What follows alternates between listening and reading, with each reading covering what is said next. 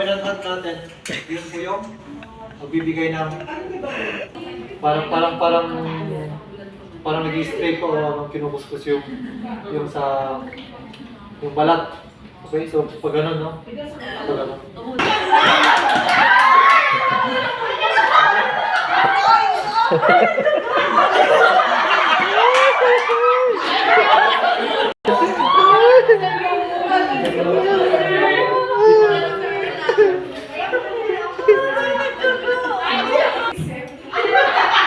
Hindi naman masyado sige.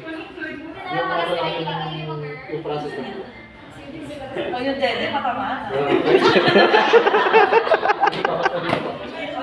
Mas maliit ba?